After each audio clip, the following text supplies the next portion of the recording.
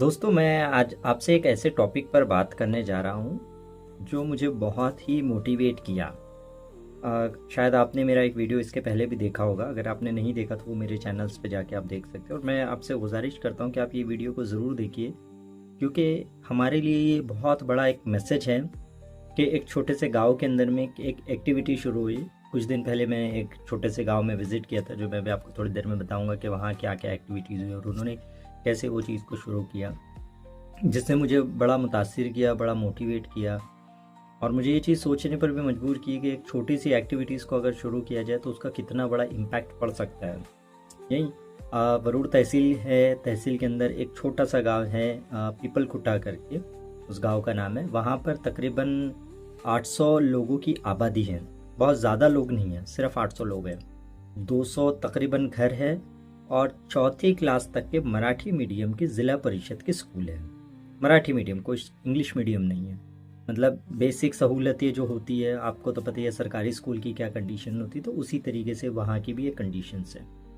तो उस गांव के अंदर, जो अक्सर अभी महाराष्ट्र के विदर्भ रीजन के अंदर में बहुत सारे छोटे गांव में सायरन वगैरह है, कैमरेस फैसिलिटीज़ वगैरह लगाई गई है, तो ये एक एक्टिविटीज़ वहाँ पे थी। उसमें कुछ प्रेयर वगैरह चलती थी, बट ठीक है, वो एक अपनी तरीके से चल रहा था। वहाँ के सरपंच ने ये चीज़ सोचा कि इस सायरन का सिवाय प्रेयर के अलावा और भी क्या काम किया जा सकता है। मैंने उनका इंटरव्यू भी लिया था, वो आप वीडियोस पे क्लिक करके, और डिस्क्रिप्शन में आपको लिंक भी दे दूंगा, वहाँ जाके पूरा कंप्लीट आप देख भी सकते हो। तो ऐसा क्या किया जाए जिससे यहाँ के बच्चे पढ़ाई के ऊपर फोकस कर सके, और जो आज हर एक पेरेंट्स की सबसे बड़ी सरदर्द बना हुआ है, प्रॉब्लम बना हुआ है कि बच्चे ज़्यादातर टीवी ही देख रहे हैं, मोबाइल फ़ोन ही इस्तेमाल कर रहे हैं, और पढ़ाई की तरफ उनकी बिल्कुल तवज्जो नहीं है। तो इसको कैसे कंट्रोल किया जाए? तो जब इस पर उन्होंने कम्प्लीटली वहाँ पे एनालिसिस किया और शुरू किया कि चलो हम एक्टिविटी शुरू करते हैं, कि एक सायरन के अंदर में हम बजाते थे कि हम के 7 बजे ही उस गांव में सायरन बजने लगता है। गौर से सुनिएगा, बड़ी दिलचस्प एक बात है ये, जो मैं आपके साथ में शेयर कर रहा हूँ, जो मैंने एक्सपीरियंस किया हूँ।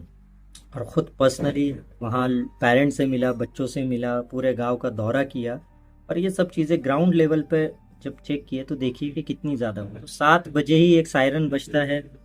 एक जिस तरीके से हमारे इंडस्ट्री में सायरन होता है, वैसा एक सायरन होता है। और सायरन बजने के बाद वहाँ पर एक होता है कि हर एक बच्चा पढ़ाई के लिए बैठ जाता है, या वो अपना होमवर्क करेगा 7 बजे के बाद। दूसरी चीज़ ये होती है कि पूरे गांव के अंदर ना कोई मोबाइल फ़ोन इस्तेमाल करेगा, ना ही कोई टीवी शुरू रहेंगे। मतलब जितने भी टीवी उस गांव में हैं, वो सारे के सारे टीवियाँ बंद हो जाती है, सारे मोबाइल बंद हो जाते हैं। न सिर्फ बच्चे बल्कि पेरेंट्स भी ये मोबाइल के ऊपर में प्रॉपर एक्टिविटीज़ को फॉलो कर रहे हैं कि पेरेंट्स को भी मोबाइल फ़ोन इस्तेमाल नहीं करना है। और जब वो चीज़, पेरेंट्स भी जब मोबाइल फ़ोन यूज़ नहीं कर रहे, हाँ कुछ इमरजेंसी है तो समझ सकते हैं, बट अननेसेसरी फ़ोन एक साइड में रखा हुआ है। तो अब पेरेंट भी फ्री है कि वो बच्चों के साथ पढ़ने बैठे थे। वो पढ़ने बैठने के साथ में बच्चों के साथ वो इंटरेक्ट करें, इतना ज़बरदस्त ये चीज़ है। ये पहली चीज़ हुई। दूसरी चीज़ ये हुई कि जिन घरों में बच्चे नहीं हैं, वहाँ पर भी टीवियाँ बंद रखे कि नहीं बे बच्चे पढ़ रहे हैं। तीसरी चीज़ जो मुझे सरपंच जी ने बताया कि जो क्राइम रेट, झगड़े या कुछ ड्रिंक करके कुछ लोग आते थे, गांव में अक्सर होता है, तो वो भी लोग बहुत कम हो गए, क्योंकि सायरन बजते से जो इस टाइप के लोग रहते, ये भी गांव में इसलिए नहीं आते कि नहीं बच्चे पढ़ाई कर रहे हैं।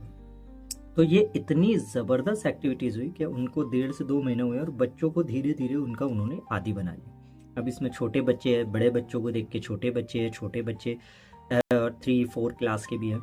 दूसरी एक चीज़ जो मैंने वहाँ पे ऑब्ज़र्व किया कि एक चौथी क्लास की बच्ची का मैंने इंटरव्यू लिया, उससे पूछा, तो उसने इतनी अच्छी इंग्लिश के अंदर अपना इंट्रोडक्शन दी कि मैं खुद और हमारी टीम भी पूरी देख के बड़ी हैरान रही कि ये बच्ची कितनी अच्छी इंग्लिश बोल रही है, वो भी एक सरकारी स्कूल से, ज़िला परिषद की स्कूल। मैंने पेरेंट्स से भी बात की है, वहाँ से उनके बारे में जाने, तो उस घर के अंदर में काफ़ी ज़्यादा बच्चे बैठे हुए थे, सारे बच्चे 3-4 बच्चे बैठ के पढ़ाई कर रहे थे।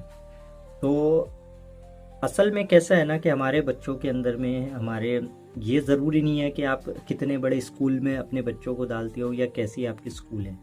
हाँ, वो एक हद तक के मैटर करता है, लेकिन उससे ज़्यादा ये मैटर करता है कि आप अपने बच्चों पर कैसे ध्यान दे रहे हो। तो ये जो एक्टिविटीज़ है, अब इसके हमने मिशन लिए कि इस एक्टिविटीज़ को, अगर आप लोग ये वीडियो देख रहे हो तो मैं ये कोशिश करूँगा कि आप ये वीडियो के माध्यम से कि आप शाम को 6 या 7 बजे के बाद ये एक्टिविटीज़ को ज़रूर आप अपने घर में एटलीस्ट स्टार्ट करिए।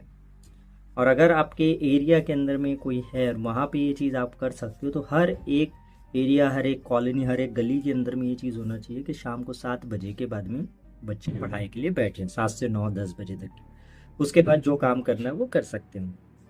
आज हो सकता है शुरुआत में मुश्किल हो, जैसा मुझे सरपंच साहब ने बताया भी था, लेकिन धीरे धीरे करके ये चीज़ें एक एक्टिविटीज़ बनना शुरू होगी छोटे बच्चों के लिए। तो जब वो आदत उनकी बन जाएंगी तो धीरे धीरे जो मोबाइल का एडिक्शन है वो दूर होता चला जाए। उम्मीद करता हूँ कि ये वीडियो आपको पसंद आया और इससे बहुत कुछ सीखने मिला। आपने इस वीडियो से क्या चीज़ आपको सबसे ज़्यादा बेहतर लगी, और आप अगर अपने एरिया में ये, क्या आपके एरिया में इस तरीके से चीज़ें होती है, आपके घर में ये चीज़ें होती है, तो नीचे कमेंट करके ज़रूर बताइएगा, ताकि लोगों के साथ आप अपना एक्सपीरियंस भी शेयर कर सके। अगर कुछ सजेशंस है तो वो भी आप कमेंट सेक्शन के अंदर में मेंशन करते हो। चलिए, शुक्रिया।